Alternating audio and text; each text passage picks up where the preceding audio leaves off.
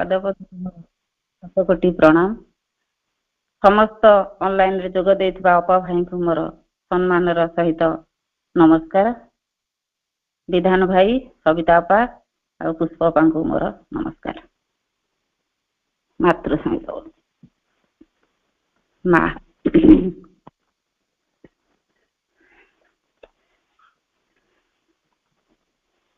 জীবন বଂশী মো বিধ্বনিত কর, অধর পরশ দেই, অধর পরশ দেই। ଯେଉଁ সুরে প্রিয় বজাইব মোতে, ଯେଉଁ সুরে প্রিয় বজাইব মোতে, সে সুরে বাজিবি মোহি, সে সুরে বাজিবি মোহি। জীবন বংশী মো বিধ্বনিত কর, অধর পরশ দেই, অধর পরশ দেই। বেণু বন কেতে দ্রুতা মর মর, তোଳିছি সমীরে সিনা বার বার। বেণু বন কেতে দ্রুতা মর মর, তোଳିছি সমীরে সিনা বার বার। তুম তান বিনা অসার সে সবু, তুম তান বিনা অসার সে সবু। বুঝিବାକୁ বাকি ନାହିଁ, বুঝিବାକୁ বাকি ନାହିଁ। জীবন বংশী মো বিধ্বনিত কর, অধর পরশ দেই, অধর পরশ দেই। শূন্য নীরব ପ୍ରତିରନ୍ଧ୍ରେ ମୋର, ଭରି ଦିଅ ସଖା সোন সুমধুর। শূন্য নীরব ପ୍ରତିରନ୍ଧ୍ରେ ମୋର, ভরি দিଅ সখা সোন সুমধুর। ରହିଛି ସଂସାରେ ମୁଁ ଏକା ତୁମରି, ରହିଛି ସଂସାରେ ମୁଁ ଏକା ତୁମରି। ଇଚ୍ଛା ପୂରଣ ପାଇଁ, ইচ্ছা পূরণ পাই। জীবন বংশী মো বিধ্বনিত কর, অধর পরশ দেই, অধর পরশ দেই। অনুক্ষণ এই অনুভব মোর, শাশ্বত কাଳ ମୁଁ କେବଳ ତୁମର। ଅନୁକ୍ଷଣ ଏଇ ଅନୁଭବ ମୋର, শাশ্বত କାଳ ମୁଁ କେବଳ ତୁମର। ଶ୍ରୀଚରଣ ତଳେ ସମର୍ପି ଦେଇଛି, ଶ୍ରୀଚରଣ ତଳେ ସମର୍ପି ଦେଇଛି। ପ୍ରଭୁ ଆପଣାକୁ ନେଇ, ପ୍ରଭୁ ଆପଣାକୁ ନେଇ। জীবন বংশী মো বিধ্বনিত কর, অধর পরশ দেই, অধর পরশ দেই। ଯେଉଁ ସୁରେ ପ୍ରିୟ ବଜାଇବ ମୋତେ, ଯେଉଁ ସୁରେ ପ୍ରିୟ ବଜାଇବ ମୋତେ, ସେ ସୁରେ ବାଜିବି ମୁହିଁ, এসুরে বাজিবি মোহি জীবন বংশী মো বিধ্বনিত কর অধর পরশ দেই অধর পরশ দেই অধর পরশ দেই। বন্দে মাতরম। सुंदर निवेदन। आमे मातृप्रेमी आत्मार साथी माने समर्पित समर्पित समर्पित मांक निकट वर्तमान ए शुभ अपराह्न आलोचनार विषय वस्तु चेतनार अभियात्रा सत्प्रेमंकर लेखा आलोचना करिवे विधान भाई। भाई खूब सुंदर भाव हृदयग्राही आलोचना करुछंती, बहुत भल लगुची। तेणु भाई को स्वागत करुछि। भाई वंदे मातरम। आलोचना आरंभ करु।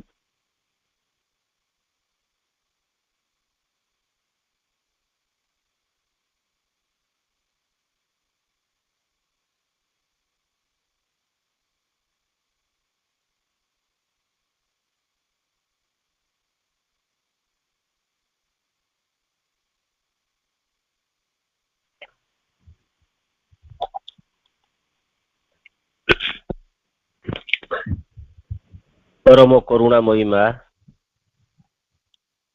परम प्रभु श्री अरविंद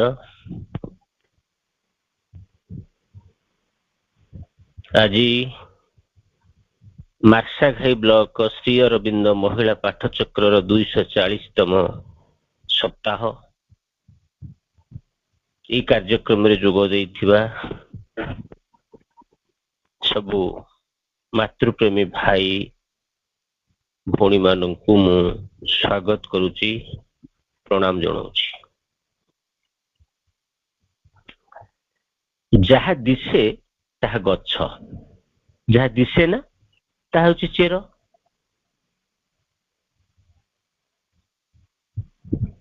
गच्छटी हमको दृश्यमान किंतु चेर हमको दृश्यमान नुह।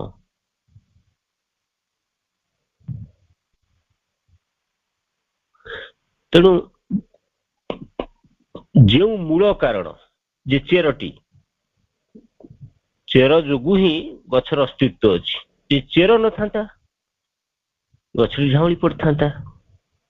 तेणु बाहर जेते पानी छिंचिबा जेते औषध पकेइबा गछटा कोन सेतिक सतेज रहिबो कि? ठीक सेमती आमे जदि आम अंतर्जगत को मूल शक्ति सहित न जोड़ी रही न जोड़िबा तेबे आमे जो शक्ति आनंद आलोक पाइकरी सतेज देखा जाउछु ताहा देखा जिबा नहीं। जन्म और मृत्यु आमे जानिछु जे जन्म हेले मृत्यु सुनिश्चित, किंतु यही जन्म और मृत्यु संपर्क रे सत्यम कौन कहिसंती तांकर चेतनार अभियात्रा रे आमे आज से श्रद्धा करिबा, जार विषय वस्तु हूँ निद्रा एवं मृत्यु। मनीष जितेबले बंची थाए अर्थात शरीरटी थाए से तो कौ तार जीवन अच्छी। जिते शरीरटी नष्ट हो जाए से कहू मृत्यु आसी। किंतु ये जीवन थिबा भितरे शरीरटी जो थाए ता भितरे जो जो सत्ता माने सबू बसवास करुथांती, गोटे मन अच्छी गोटे प्राणशक्ति भी अच्छी। सेमानंकर मृत्यु परे जो शरीरटी नष्ट हो जाए से माने को अवस्था रही थांती से संपर्क रे आजिर विषय वस्तु ଅଛି। ଯେତେବେଳେ ଆମର ଶରୀର ନଥାଏ ଅର୍ଥାତ୍ ଆମେ ମୃତ୍ୟୁବରଣ କରିଥାଉ, ସେଇ ସବୁ କ୍ଷୁଦ୍ର କ୍ଷୁଦ୍ର ଅଂଶ ଯାହା ଆମ ଭିତରେ ଥାଏ, ଯୋଉଟାକ ମନ ଆଉ ପ୍ରାଣ, ସେମାନେ ଆଉ ଆଶ୍ରୟ ପାଆନ୍ତିନି।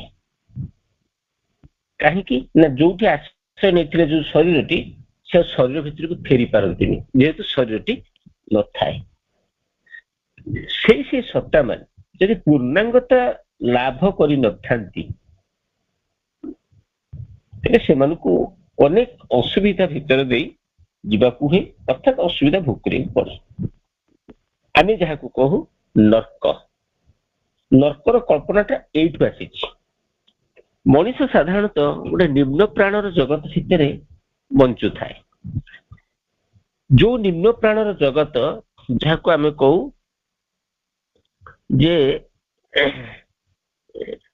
ନାଭି କେନ୍ଦ୍ର ଆଉ ଯୌନ କେନ୍ଦ୍ରକୁ ନେଇ ଯୋଉ ଗଠିତ ହେଇଥାଏ ଯୋଉ ନିମ୍ନ ପ୍ରାଣର ଜଗତ, ଯେତେବେଳେ ସେଇ ଜଗତରେ ମଣିଷଟି ବସବାସ କରୁଥାଏ, ସେତେବେଳେ ତାର ଯୋଉ କେନ୍ଦ୍ରୀୟ ସତ୍ତା, ଯୋଉ ଚୈତ୍ୟ ସତ୍ତା ବା ଆତ୍ମପୁରୁଷ ଯିଏ ଆମ ଭିତରେ ଉପସ୍ଥିତ ଥାନ୍ତି, ତାହା ସହିତ ତାର ଯୋଗାଯୋଗ ଯଦି ନଥାଏ, ତେବେ ସେ କଣ ହୁଏ ନା ଏଇ ନିମ୍ନ ପ୍ରାଣ ଜଗତରେ ଘୁରି ବୁଲେ।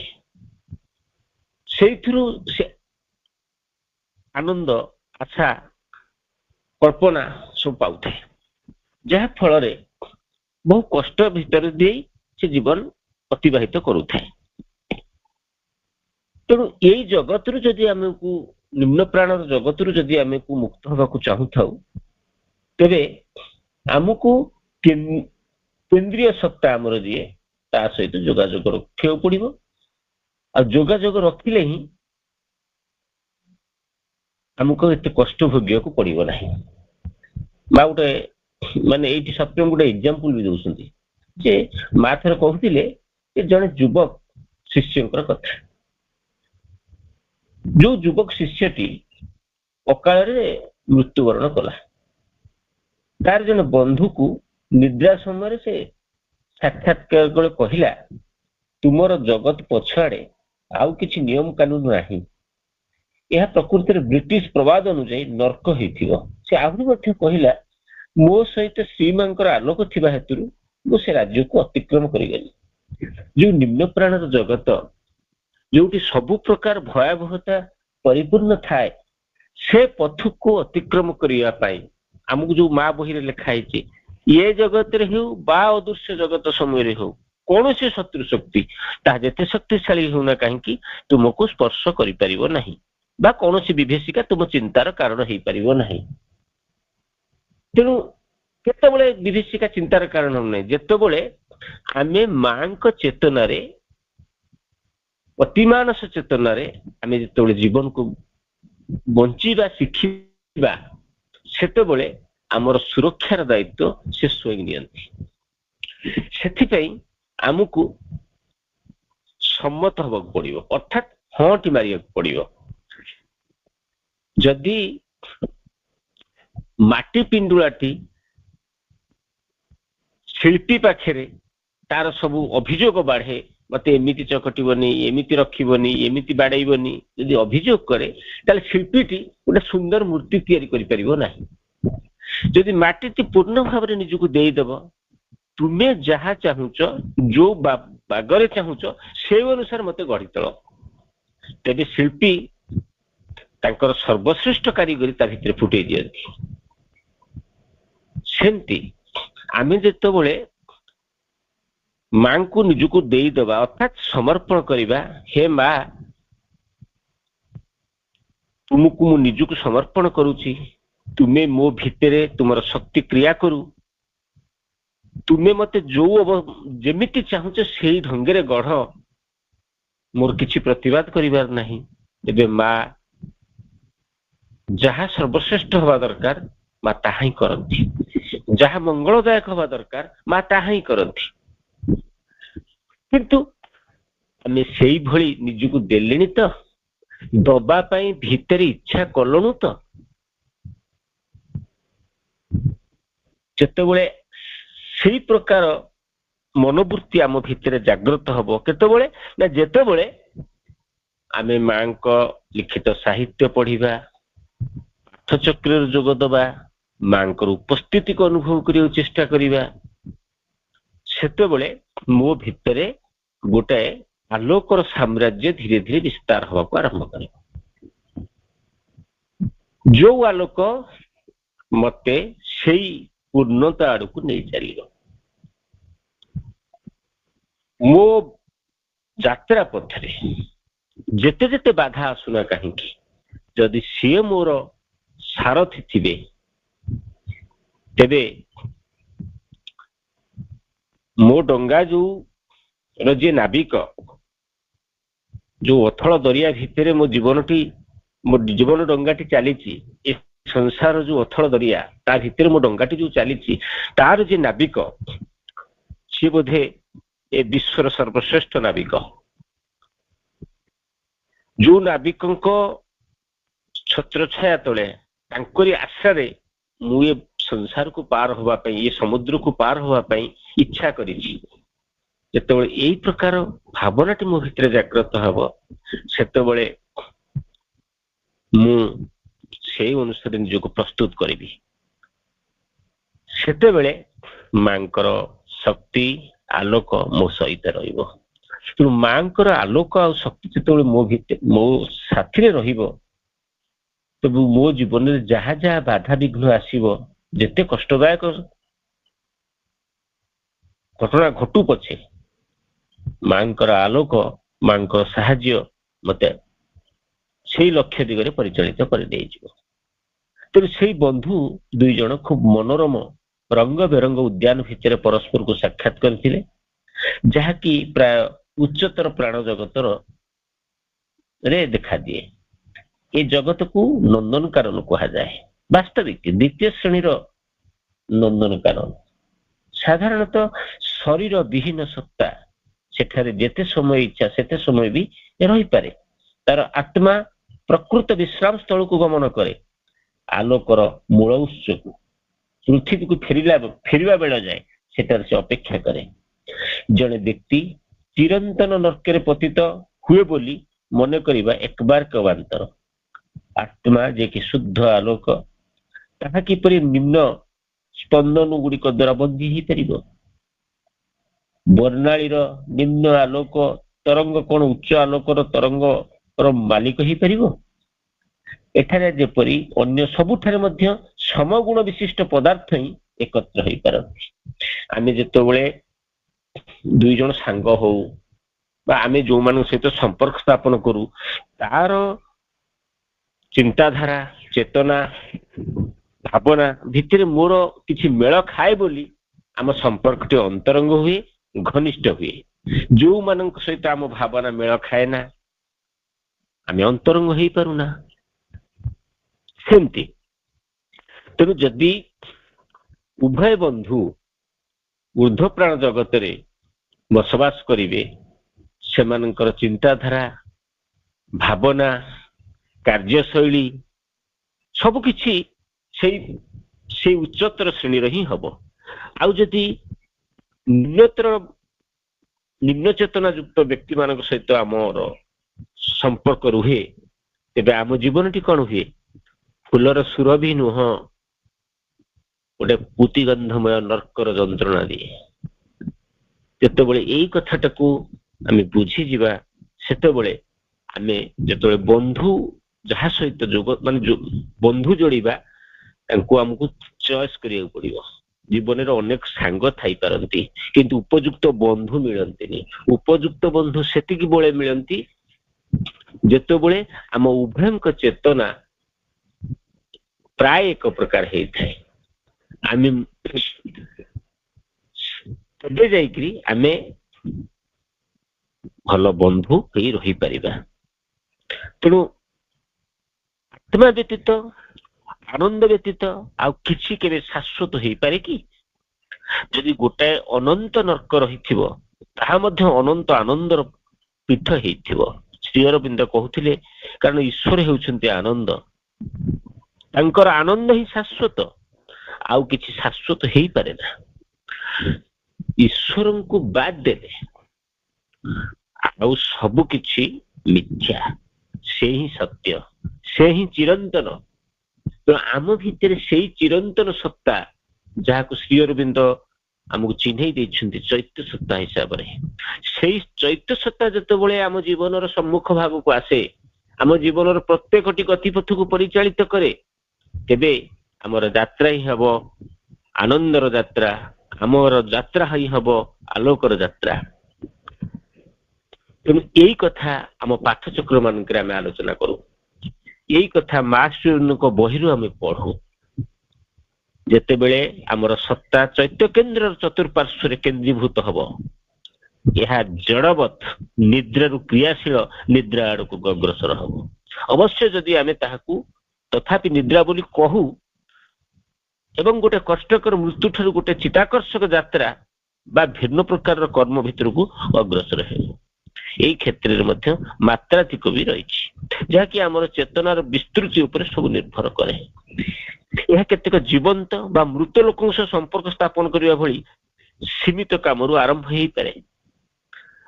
ଆମର ପରିଚିତ ପୃଥିବୀ ମଧ୍ୟରେ ଆବଦ୍ଧ ରହିପାରେ। ସ୍ୱଳ୍ପ ସଂଖ୍ୟକ ବିଶାଳ ଚେତା ହୋଇ ନିରବ ଆଲୋକ ଦ୍ୱାରା ପୃଥିବୀକୁ ରକ୍ଷା କରୁଥିବା ବ୍ୟକ୍ତିଙ୍କର ବିଶ୍ୱଜନୀନ କାର୍ଯ୍ୟରେ ସହଯୋଗ କରିପାରେ। ତେଣୁ ସାଧକ ପାଇଁ ସର୍ବୋତ୍ତମର ପଥ ନିର୍ଦ୍ଦେଶକ ହେଉଥିବା କେତେ ଗୁଡେ ସାଧାରଣ କଥାକୁ ଆମେ ବିଚାରକୁ ନେବା। ସତର୍କକାରୀ ପୂର୍ବାଭାସ ବିଷୟରେ ଚିନ୍ତା କରିବା। ଆମେ ନିର୍ଦ୍ଦିଷ୍ଟ ଭାବରେ ଜାଣୁ ଯେ କୌଣସି ବିଷୟରେ ପୂର୍ବାଭାସ ପାଇବାର ଅର୍ଥ ହେଉଛି ତାହା ଏଠାରେ ଘଟିବା ପୂର୍ବରୁ ଆଉ କୌଣସି ସ୍ତରରେ ଘଟି ସାରିଥାଏ। ଗୋଟେ ଦୃଶ୍ୟମାନ ଜଗତରେ କୌଣସି ଗୋଟେ ଘଟଣା ଘଟିବ, ତା ପୂର୍ବରୁ ତାର ସୂଚନା ଗୁଡିକ ଆଉ ଅନେକ ଜଗତ ଭିତରେ ମଧ୍ୟ ଘଟି ସାରିଥାଏ।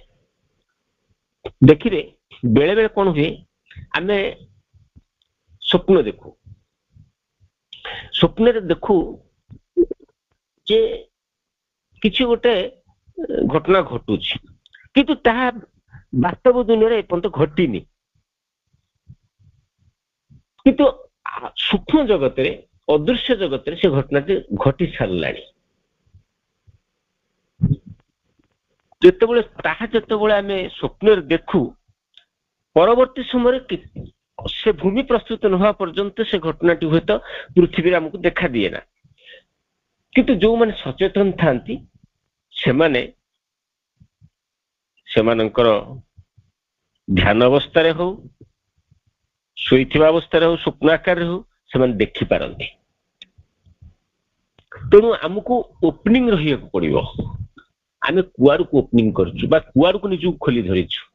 ନିମ୍ନତର ସତ୍ତା ଆଡକୁ ଖୋଲି ଧରୁଛୁ ନା ଉଚ୍ଚତର ଆଲୋକ ପାଇଁ ଉଚ୍ଚତର ଶକ୍ତି ଆଡକୁ ନିଜକୁ ଖୋଲି ଧରିଛୁ? ତାହା ଆମ ଉପରେ ନିର୍ଭର କରେ। ଆପଣ ଗୋଟେ ବସ୍ତି ଭିତରକୁ ଯିବେ, ଆଉ ଗୋଟେ ପାର୍କ ବା ଭିତରକୁ ଯିବେ, ଆଉ ଗୋଟେ ଆଶ୍ରମ ଭିତରକୁ ଯିବେ, ସବୁଠାରୁ ଅନୁଭୂତି ଭିନ୍ନ ଭିନ୍ନ ମିଳିବ। ଆପଣ ଯୋଉ ଭୂମିରେ ରହିବେ ସେଇ ଭୂମିର ମାନସିକତା ଆପଣଙ୍କୁ ଗ୍ରାସ କରିବ। ତେଣୁ ଆମ ଜୀବନ, ଆମ ସମୟ ଆମେ କେମିତି ବିତଉଛେ ସେଟା ତାରି ଉପରେ ସବୁ ନିର୍ଭର କରେ। ଆମେ ଭୌତିକ ବାସ୍ତବତାର ସମ୍ବନ୍ଧରେ ଖୁବ ନିଶ୍ଚିତ ହଉଛେ, କିନ୍ତୁ ଆଶ୍ଚର୍ଯ୍ୟର କଥା ଯେ ଅଣଭୌତିକ ଜଗତ ଗୁଡିକରେ ଯାହା କିଛି ଘଟିଥାଏ ସେ ସବୁ ଆମକୁ ଅସଲଗ୍ନ ଆଉ ଅସ୍ପଷ୍ଟ ଜଣାଯାଏ। ବୋଧ ହୁଏ ଆମ ମନରେ ହିଁ ଅସ୍ପଷ୍ଟତା ରହିଥାଏ, କିନ୍ତୁ ଅଭିଜ୍ଞତା ଦ୍ୱାରା ଆମେ ଜାଣୁ ଯେ ସେ ସବୁ ପ୍ରକୃତିରେ ଯଥାଯଥ ବୋଧଗମ୍ୟ, ଯଦିଓ ଇନ୍ଦ୍ରିୟ ଗ୍ରହ ନୁହଁ। ଏଠି କଣ କହିଲେ ଯେ ଅଣଭୌତିକ ଜଗତ ଗୁଡିକରେ ଯାହା କିଛି ଘଟେ ସେ ସବୁ ଆମର ଅସଲଗ୍ନ, ଅସ୍ପଷ୍ଟତା। କାହିଁକିନା ସେଇଟା ଯେହେତୁ ସୂକ୍ଷ୍ମତର ଜଗତ, ଆମ ଏଇ ଜଗତ ଭଳି ତାହା ଦୃଶ୍ୟମୟ ଜଗତ ନୁହଁ। ଆପଣ ଦେଖିବେ ଗୋଟେ ଇଚ୍ଛା କରୁଥିବେ ଗୋଟେ ଜିନିଷ, ତାକୁ ବାସ୍ତବତାରେ ପାଇପାରୁନାହାନ୍ତି। ଯେତେବେଳେ ସ୍ୱପ୍ନ ଆକାରରେ ଆପଣ ଦେଖୁଥିବେ ସେ ଜିନିଷଟାକୁ ଆପଣ ପ୍ରାପ୍ତ ହଉଛନ୍ତି। କାହିଁକି ନା ସେତେବେଳେ ଆପଣଙ୍କ ଭିତରେ ସେ ଯୋଉ ଶକ୍ତିଟି ବା ପ୍ରାଣ ଶକ୍ତିଟି ଲଗାମ ବିହୀନ ହେଇଯାଇଥାଏ, କୌଣସି ବାଧା ଆଉ ତା ପାଇଁ ନଥାଏ, କୌଣସି ନିୟମ କାନୁନ ନଥାଏ, ସେ ପୁରା ଖୋଲା ହେଇଯାଇଥାଏ। ଯାହା ଫଳରେ ସେ ଯୋଉ କଥାଟାକୁ ବାସ୍ତବତାରେ ଚାହୁଁଥିଲା ତାହା ତା ସ୍ୱପ୍ନରେ ତାକୁ ସେ ପାଇଯାଉଛି। ତେଣୁ ଆମେ ଚେତନାର ଯେତେ ଉପର ସ୍ତରକୁ ଯିବା ଆଲୋକ କ୍ରମଶଃ ପ୍ରଗାଢ଼ ହବ, କିନ୍ତୁ କିଛି ସମୟର ଗତି କିନ୍ତୁ ସମୟର ଗତି ବଢିବ। ଏହା ବିସ୍ତୃତିର ଅଞ୍ଚଳକୁ ଆବୃତ କରେ, ସୁଦୂର ଭବିଷ୍ୟତକୁ ଅତୀତକୁ ଆବୃତ କରେ, ଯେଉଁଠାରେ ସବୁକିଛି ଅବସ୍ଥିତ। ଫଳରେ ଆମେ ଦେଖୁ ଯେ ସତର୍କକାରୀ ପୂର୍ବାଭାସ ଗୁଡ଼ିକ ପୃଥିବୀ ପୃଷ୍ଠରେ ସଂଗଠିତ ହେବା ପାଇଁ ସମୟ ଚେତନାର ସେଇ ସବୁ ସ୍ତର ଉପରେ ନିର୍ଭର କରୁଛି, ଯେଉଁଠାରେ ପ୍ରଥମେ ଏସବୁ ଦେଖାଯାଏ। ମନେ କରାଯାଉ ଆମେ ଯଦି ସୂକ୍ଷ୍ମ ଭୌତିକ ସ୍ତରରେ, ଯାହା ଆମ ପୃଥିବୀ ସୀମା ଭିତର ନିକଟ ଅବସ୍ଥିତ କିଛି ଘଟଣା ଘଟିବାର ଦେଖୁଛୁ, ତେବେ ତତ୍କ୍ଷଣାତ୍ ଦିନ ପରେ ବା ଦିନେ ପରେ ବା କିଛି ଘଣ୍ଟା ଭିତରେ ପୃଥିବୀରେ ତାହା ସଂଗଠିତ ହଉଛି। ଆମେ ଯଦି ସେଠାରେ ଗୋଟେ ଦୁର୍ଘଟଣା ଘଟିବାର ଦେଖୁଛୁ, ତେବେ ତା ପରଦିନ ସେ ଦୁର୍ଘଟଣା ଘଟିଛି। ଏକବାର କି ଟିକନିକ ଭାବରେ ନିର୍ଦ୍ଦିଷ୍ଟ ହେଇପାରେ ମଧ୍ୟ। ଆମେ ଚେତନାର ଯେତେ ଉପର ସ୍ତରକୁ ଉଠି ଯାଉ ଆମ ସତ୍ୟ ଦର୍ଶନ ସେତେ ବେଶୀ ବିଶ୍ୱଜନୀନ ହୋଇ ପୂର୍ଣ୍ଣତା ଲାଭ କରେ। କିନ୍ତୁ ଏଇ ସବୁ ଉପଲବ୍ଧିର ଟିକନିକ ବିବରଣୀ ବିଶେଷ ନିର୍ଦ୍ଦିଷ୍ଟ ହେଇନଥାଏ। ସତ୍ୟ ଯେପରି ଘଟଣା ସବୁ ଅତି ଅନତିକ୍ରମଣୀୟ ଥିଲା, ଉପଲବ୍ଧିର ଏଇ ଯୋଉ ଅନିର୍ଦ୍ଦିଷ୍ଟତାର କାରଣ ହେଉଛି ଉଚ୍ଚତର ସତ୍ୟ ସ୍ତର ପରେ ସ୍ତର ଖସି ପୃଥିବୀ ପୃଷ୍ଠରେ ଉପଲବ୍ଧ ହେଲା ବେଳକୁ ସେଥିରେ ଅନେକ ବିକୃତି ଦେଖାଦିଏ। ଏଇଠି ଆଉ ଗୋଟେ କଥା ବି ମୁଁ କହିବି, ଆପଣ ଜଣଙ୍କୁ ଗୋଟେ କଥା ଶୁଣିଲେ, ସେ କଥାଟା ଆପଣଙ୍କ ଜଣେ ସାଙ୍ଗକୁ କହିଲେ, ସେ ସାଙ୍ଗଟି ଆଉ ଜଣକୁ କହିଲା, ସେ ସାଙ୍ଗଟି ଆଉ ଜଣକୁ କହିଲା, ସେ କଥାଟା ଯେତେବେଳେ ଆପଣଙ୍କ ପାଖକୁ ଆସି ପହଞ୍ଚୁଛି ତାହା ଗୋଟେ ବିକୃତ ହେଇକି ପହଞ୍ଚୁଛି। ଯାହା ମୂଳ ଉତ୍ସଟି ଥିଲା ସେ ମୂଳ ଉତ୍ସରୁ ତାହା ବିଚ୍ୟୁତ ହେଇସାରିଛି। ତା ଅର୍ଥ ମୋ ପାଖରୁ ଆପଣଙ୍କ ପାଖକୁ ଗଲାବେଳେ ଯୋଉ କଥା ଗଲା, ଆପଣଙ୍କ ପାଖରୁ ଆଉ ଜଣଙ୍କ କତିକି ଗଲା ବେଳକୁ ଆପଣଙ୍କ ଭାବନା ବି କିଛି ମିଶିଗଲା। ତା କତିକି ସେ ଲୋକ କତିକି ଆର ଲୋକ କତିକି ଗଲା ବେଳକୁ ତା ଭାବନା କିଛି ମିଶିଗଲା। ତେଣୁ ଶେଷକୁ ଦେଖାଗଲା ଯେ ଆପଣ ଯୋଉ କଥାଟା କହିଥିଲେ ବାସ୍ତବରେ ସେଇ କଥାଟା ସେ ଲୋକଟି କହୁନି, ତା ବିକୃତ ହେଇସାରିଛି। କାହିଁକି ନା ମଣିଷ ଯେହେତୁ ଗୋଟିଏ ମନନଶୀଳ ପ୍ରାଣୀ, ତେଣୁ ସିଏ ତା ମନକୁ ଆଉ କିଛି ମଧ୍ୟ ଯୋଡ଼ି ଦିଏ, ଯାହା ଫଳରେ ପ୍ରକୃତ ଘଟଣାଟି ଗୋଟେ ବିକୃତ ଘଟଣା ହେଇକି ଦେଖାଦିଏ। ତେଣୁ ଏଥିରୁ ଅନେକ ଆକର୍ଷଣୀୟ ପରିଣତି ମଧ୍ୟ ଦେଖାଯାଏ। ଯଥା ପୃଥିବୀରେ ଆମେ ଯେତେ ବେଶୀ ସଚେତନ ହବା ହଉ, ଯେତେ ବେଶୀ ଆମେ ଉଚ୍ଚତର ସ୍ତରକୁ ଆରୋହଣ କରୁ, ମୂଳ ଉତ୍ସ ଆଡକୁ ସେତେ ବେଶୀ ଅଗ୍ରଗତି କରିବାର ସାମର୍ଥ୍ୟ ଲାଭ କରୁ, ସେତେ ବେଶୀ ଆମର ପୃଥିବୀକୁ ମଧ୍ୟବର୍ତ୍ତୀ ସ୍ତର ଗୁଡ଼ିକର ଭାଗ୍ୟରୁ ମୁକ୍ତ କରି ମୂଳ ଉତ୍ସର ନିକଟବର୍ତ୍ତୀ ହେଇପାରୁ। ତେଣୁ ସବୁ କିଛି ହବ ଯଦି ଆମେ ଉଚ୍ଚତର ପ୍ରାଣୀରେ ବା ପ୍ରାଣ ଜଗତରେ ବଞ୍ଚିବା। କିନ୍ତୁ ଆମର ଦେଖାଯାଉଛି ଯେ 100ରୁ 99% ବା ପ୍ରାୟ ପାଖାପାଖି ସେଇଆ ଉଚ୍ଚତର ପ୍ରାଣ ଜଗତରେ ବଞ୍ଚିବାକୁ ଚାହୁଁନାହାନ୍ତି। ମନେ ପଡୁଛି ଅନେକ ଦିନ ତଳେ ମାତୃଭବନରେ ଗୋଟେ ପ୍ରୋଗ୍ରାମ ହଉଥାଏ, ଏ କଥା ବାବୁଲ ଏଥର କହୁଥିଲେ, ଏଇ କର୍ମୀ ସମ୍ମିଳନୀରେ କିମ୍ବା ଆଉ କୋଉଠି ଗୋଟେ କହୁଥିଲେ। ସେ କଣ ହେଇକି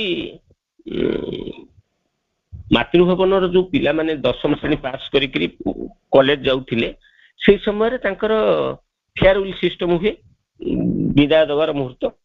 ତେଣୁ ସେଇ ପିଲାମାନେ ଯୋଉମାନେ ପାସ୍ କରି ଯାଇଛନ୍ତି 10ମ, ସେମାନେ ଦିନକର ସବୁ ଆସିକିରି ଏକାଠି ହେଇଛନ୍ତି।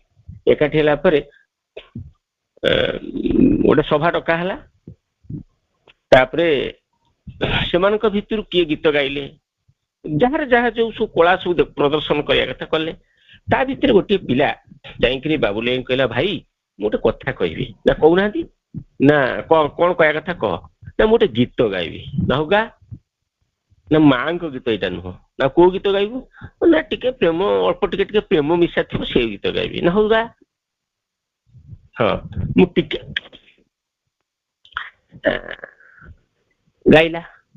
ଦେଖାଗଲା ଯେ ପିଲାଙ୍କ ଭିତରେ ଅନେକ ଭାବୋଚ୍ଛ୍ୱାସ ଆଉ ସେ ଗୀତଟାକୁ ସେମାନେ ଏନ୍ଜୟ କରୁଛନ୍ତି।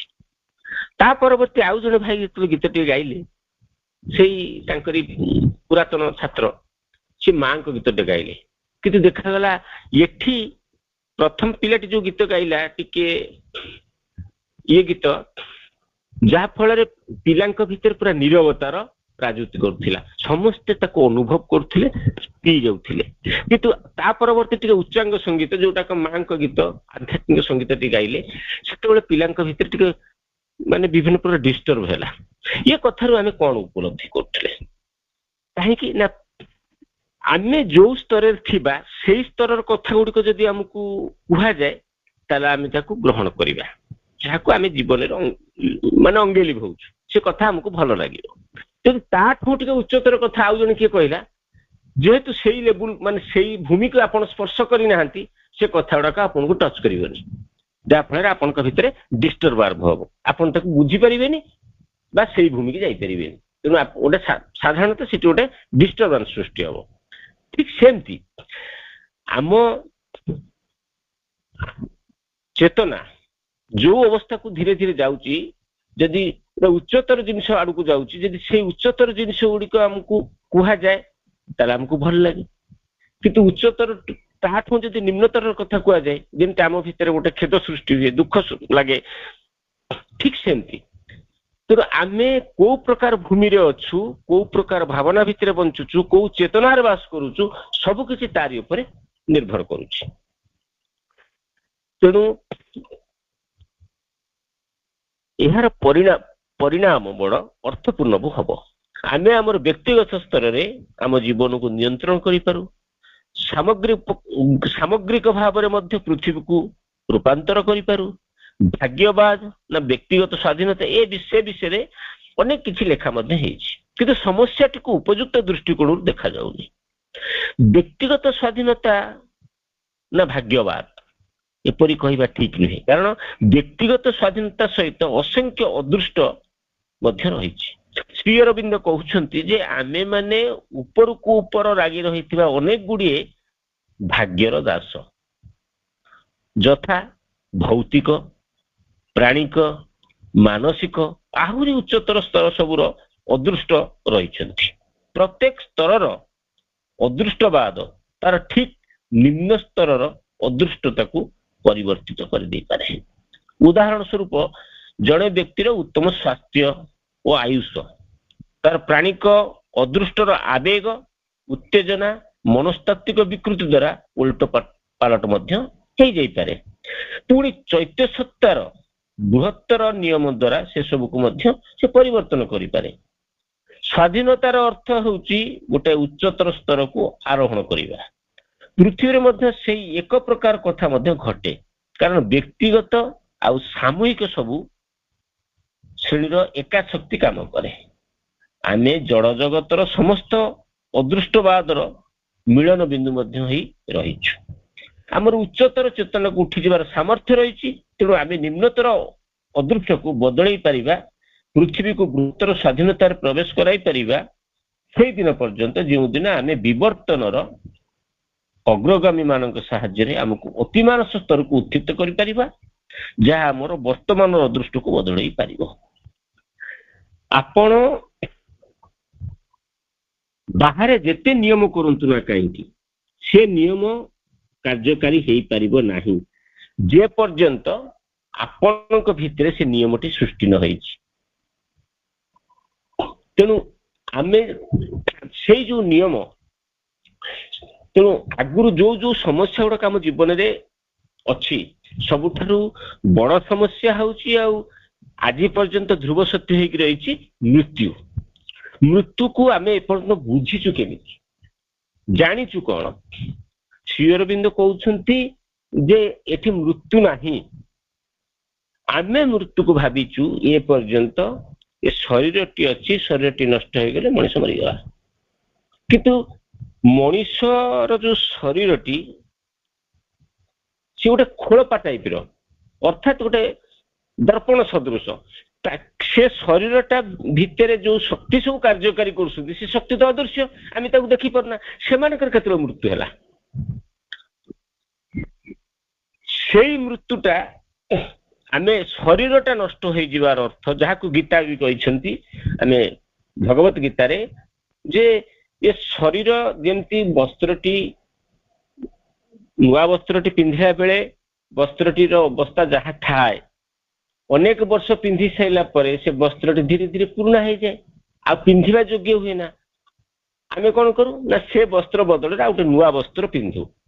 ଠିକ ସେମିତି ଏ ଶରୀର ଯେହେତୁ ଏଇ ପଞ୍ଚଭୂତରେ ଗଢା ହେଇଛି, ଏହାର ବୃଦ୍ଧି ଅଛି, କ୍ଷୟ ମଧ୍ୟ ଅଛି। ତେଣୁ ଯେତେବେଳେ ଏହା କ୍ଷୟ ହେଇଯାଉଛି ଆମେ ଭାବୁଛୁ ଆମେ ମରିଯାଇଛୁ ବା ଆମକୁ ମୃତ୍ୟୁ ଛୁଇଁ ସାରିଛି। କିନ୍ତୁ ଯେତେବେଳେ ଆଉ ଗୋଟେ ସେଇ ଆମ ଭିତରେ ଥିବା ସତ୍ତା ଗୁଡ଼ିଏ, ସେଇ ମନ, ସେଇ ପ୍ରାଣ, ଯେତେବେଳେ ଆଉ ଗୋଟିଏ ଶରୀରରେ ତାହା ପ୍ରବେଶ କରନ୍ତି, ସେତେବେଳେ, କାରଣ ତାର ତ ମୃତ୍ୟୁ ନାହିଁ, ପ୍ରକୃତିରେ ବାସ୍ତବ ମାନେ ମୃତ୍ୟୁ କିଛି ନାହିଁ। ମୃତ୍ୟୁ ହଉଛି ଆମ ଶରୀର କେବଳ ନଷ୍ଟ ହେଇଯାଏ, ଠିକ ପୁରୁଣା ବସ୍ତ୍ର ପରି। ଆମର ଚେତନା ଉପରେ କାର୍ଯ୍ୟ କରିବା ଦ୍ୱାରା ଆମେ ପ୍ରତ୍ୟେକ ପୃଥିବୀକୁ ଆକ୍ରାନ୍ତ କରିଥିବା ଭାଗ୍ୟର ପ୍ରତିରୋଧ କରିପାରିବା। ଆମେ ପୃଥିବୀକୁ ସ୍ୱାଧୀନ ଦିବ୍ୟ କରିବା, ଧରାକୁ ପରିବର୍ଦ୍ଧିତ ମଧ୍ୟ କରିପାରିବା। ପୃଥିବୀ ପାଇଁ ଚେତନାର ବିବର୍ତ୍ତନ ଖୁବ ଅର୍ଥପୂର୍ଣ୍ଣ। ଆପଣ ଦେଖିବେ ଆମେ ସମସ୍ତେ ପ୍ରାୟ ଅଧିକାଂଶ ମଣିଷ ଭବିଷ୍ୟତ ପାଇଁ ଭାରି ଆଗ୍ରହୀ, କିନ୍ତୁ ବର୍ତ୍ତମାନଟି ଆମେ ଯୋଉ ଢଙ୍ଗରେ ବଞ୍ଚୁଛୁ ସେ ବର୍ତ୍ତମାନକୁ ଆମେ ଗୁରୁତ୍ୱ ଦଉନୁ। ଯୋଉ ବର୍ତ୍ତମାନଟା ଗୋଟେ ସୁନ୍ଦର ଭବିଷ୍ୟତ ଗଢି ତୋଳିବ, ଯୋଉ ଘରର ମୂଳଦୁଆ କଚା ହେଇଥିବ ସେଠି ଅଟ୍ଟାଳିକାର ସ୍ୱପ୍ନ ଦେଖିବା ଯେମିତି ହାସ୍ୟାସ୍ପଦର କଥା, ସେମିତି ବର୍ତ୍ତମାନକୁ ନଷ୍ଟ କରୁଥିବା ବ୍ୟକ୍ତିଟି ଭବିଷ୍ୟତ ପାଇଁ ଏତେ ଆଗ୍ରହୀ କାହିଁକି? ମୁଁ ଭଲ ପରୀକ୍ଷାଟି ଅଛି ବା ମୁଁ ପାଠ ପଢୁଛି, ଭଲ ପ୍ରିପାରେସନ ନିଜକୁ କରୁନି, ଯାହା ପଢୁଛି ତାକୁ ଠିକ ଢଙ୍ଗରେ ବୁଝୁନି, ମୁଁ ଯେତେବେଳେ ପରୀକ୍ଷାଟି ଆସୁଛି, ଯେତେବେଳେ ଯାହା ପଢିଥିବି, ଯୋଉ ଅବସ୍ଥାରେ ପଢିଥିବି, ତାକୁ ଯେତେବେଳେ ପରୀକ୍ଷା ଦଉଛି ସେଥିରେ ଯୋଉ ମାର୍କ ଗୁଡ଼ିକ ଆସିବ, ଯେହେତୁ ମୁଁ କୌଣସିଥିରେ ସିଓର ନୁହଁ, କିନ୍ତୁ ମୁଁ ଆଗ୍ରହୀ ଅଛି କେମିତି ମୋର ଭଲ ମାର୍କ ଆସୁ। ଆରେ ଭଲ ମାର୍କ ଆସିବ କେମିତି? ତୁ ତ ନିଜକୁ ଠିକ ଢଙ୍ଗରେ ପ୍ରସ୍ତୁତ କରିନୁ। ମୁଁ ଦେଖିଛି ଆମେ ଯେତେବେଳେ ଛୋଟ ଥିଲୁ ଅଧିକାଂଶ ପିଲା କଣ କରନ୍ତି, ପରୀକ୍ଷା ହବ ମାନେ ମନ୍ଦିରକୁ ଦୌଡ଼ିଲେ, ବିଭିନ୍ନ ପ୍ରକାର ଦେବାଦେବୀଙ୍କୁ ସବୁ ଯାଚିବେ, ମୁଁ ଅମକ ନଡିଆ ଦେବି, କିଏ କହିବ ଶାଢୀ ଦେବି, କିଏ କହିବ ଚୁଡ଼ି ଦେବି, ଯିଏ ଯାହା ଯାଚନ୍ତି, ମୋର ଯଦି ଏୟା ହେଇଯାଏ ମୁଁ ଏୟା କରିଦେବି। ପ୍ରକୃତରେ ଆମେ ଭାବୁ ସତ୍ୟରେ ସିଏ ଗୋଟେ ଠାକୁର ହେଇ ବସିଛନ୍ତି, ସିଏ ମୋ ଭାଗ୍ୟକୁ ନିୟନ୍ତ୍ରଣ କରୁଛନ୍ତି। ଭାଗ୍ୟ ମତେ କଣ କରୁଛି ନା ଭାଗ୍ୟ ମୋ ଜୀବନଟାକୁ ମାନେ ମୋ ଜୀବନ ଡୋରଟାକୁ ଭାଗ୍ୟ ଧରିଛି। ଭାଗ୍ୟ ମତେ ଯେମିତି ନଚଉଛି ମୁଁ ସେମିତି ନାଚୁଛି, ଭାଗ୍ୟ ଯେମିତି ଉଠଉଛି ମୁଁ ସେମିତି ଉଠୁଛି। ତେଣୁ ଭାଗ୍ୟ ଆଜି ଏମିତି ତମର କାହିଁକି ହେଲା ନା ମୋ ଭାଗ୍ୟ। ଆରେ ଭାଗ୍ୟ କିଏ? କର୍ମ ଯଦି ଠିକ ହେଲା ଭାଗ୍ୟ ବି ଠିକ ହବ, କର୍ମ ଭାଗ୍ୟକୁ ନିୟନ୍ତ୍ରଣ କରିବ। କିନ୍ତୁ ଆମେ କର୍ମଟାକୁ ଛାଡି ଦେଇକିରି କେବଳ ଭାଗ୍ୟବାଦୀ ହେଇ ପଡୁଛୁ।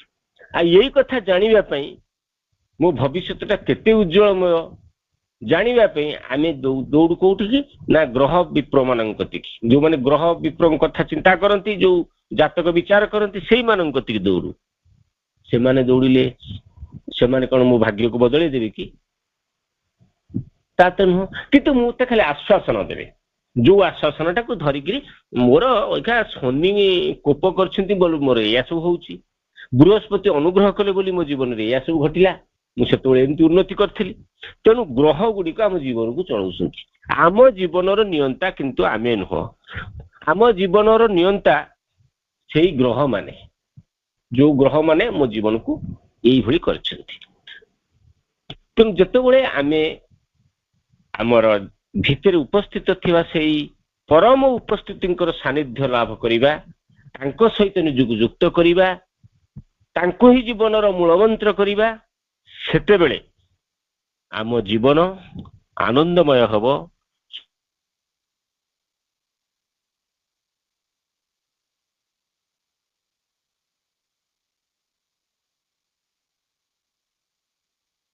ମୋ ପାଇଁ ଯେମିତି ମୂଲ୍ୟବାନ ହବ ଅନ୍ୟମାନଙ୍କ ପାଇଁ ମଧ୍ୟ ତାହା ମୂଲ୍ୟବାନ ହବ। ତେଣୁ ଆମେ ଆମ ଜୀବନଟିକୁ କେମିତି ବଞ୍ଚିବା ସେଇଟା ଆମ ଉପରେ ନିର୍ଭର କରୁଛି। ଆମ ଭିତରେ ଯଦି କଣ ଜ୍ଞାନ ବା ଆମ ଭିତରେ ଯଦି ଜ୍ଞାନ ଥିବ, ଆମେ ନିଜକୁ ବିଶ୍ଳେଷଣ କରିପାରୁଥିବା, ବୁଝିପାରୁଥିବା, ମୋ ଜୀବନ ଆଜି କାହିଁକି ଏମିତି ଅବସ୍ଥାରେ ଅଛି, ମତେ କାହିଁକି ରୋଗଗ୍ରାସ କରୁଛି, ମୁଁ କାହିଁକି କ୍ରୋଧିତ ହଉଛି, ମୋ ଭିତରେ କୋଉ କୋଉ ଭାବନା ଗୁଡିକ ରହୁଛନ୍ତି ବୋଲି ମୋ ପାଖରେ ଏତେ ଶତ୍ରୁ ଅଛନ୍ତି। ଯେତେବେଳେ ମୁଁ ନିଜକୁ ତର୍ଜମା କରିବା ଆରମ୍ଭ କରିବି, ନିଜକୁ ବିଶ୍ଳେଷଣ କରିବା ଆରମ୍ଭ କରିବି, ସେତେବେଳେ ମୁଁ ପ୍ରକୃତ କାରଣ କଣ ବୁଝିପାରିବି। ତେଣୁ ଆମକୁ ନିଜ ଆଡକୁ ଦୃଷ୍ଟି ଦେବାକୁ ପଡିବ। ଆମ ଭିତରେ ଯୋଉ ଉପସ୍ଥିତି ଅଛି, ଯୋଉ ପରମଙ୍କ ଉପସ୍ଥିତି, ତାଙ୍କୁ ନେଇ ଆମ ଜୀବନକୁ ବଞ୍ଚିବାକୁ ପଡିବ। ସେତେବେଳେ ଆମେ ଆମର ଆତ୍ମା ସହିତ ନିଜକୁ ଯୋଡି ପାରିବା। ଆମେ ଅଜ୍ଞାନ, ଅଳ୍ପ ଜ୍ଞାନ ଆମର ଯେମିତି କହନ୍ତିନି, ଆମ ଭିତରେ ଅଳ୍ପ ଜ୍ଞାନ ଯେହେତୁ ଅଛି, ତେଣୁ ଅଳ୍ପ ଜ୍ଞାନ ସବୁବେଳେ ଭୟଙ୍କର ହୁଏ। ଇଂରାଜୀରେ ଗୋଟେ ମଜାଳିଆ କଥା ଅଛି, ଏ ଲିଟିଲ ନଲେଜ ଇଜ ଡେଞ୍ଜରସ୍। ମାନେ ସ୍ୱଳ୍ପ ଜ୍ଞାନ ହଉଛି ସବୁବେଳେ ଭୟଙ୍କର। ଯଦି ଏଇ ସ୍ୱଳ୍ପ ଜ୍ଞାନ ଭୟାନକ, ତେବେ ବିପଦ ମୁକ୍ତ ଲୋକ ତେବେ କେଉଁଠି ଥିବେ? ଜ୍ଞାନର ଅସୀମତା ତୁଳନାରେ ମଣିଷ ଯେତେ ପରିମାଣ ଜ୍ଞାନ ଅର୍ଜନ କଲେ ବି ତାହା ହେବ ସାମାନ୍ୟ। ତେଣୁ ଆମକୁ ପ୍ରତ୍ୟେକ ଦିନ ମା ଶ୍ରୀ ଅରବିନ୍ଦଙ୍କୁ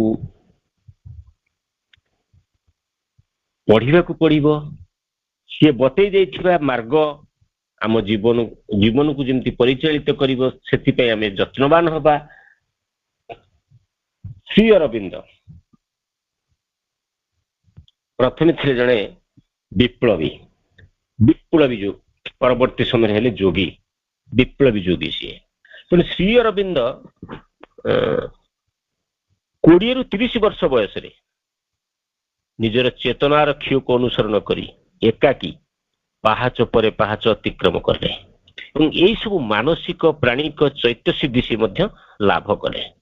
ସବୁଠାରୁ ଉଲ୍ଲେଖଯୋଗ୍ୟ ଘଟଣା ହଉଛି, ସେ ଯେଉଁ ସବୁ ପରିସ୍ଥିତିରେ ଯୋଗାଭ୍ୟାସ କରୁଥିଲେ, ସାଧାରଣ କେହି ବି ସେଇଭଳି ପରିସ୍ଥିତିରେ ଯୋଗାଭ୍ୟାସ କରିପାରିବ ନାହିଁ।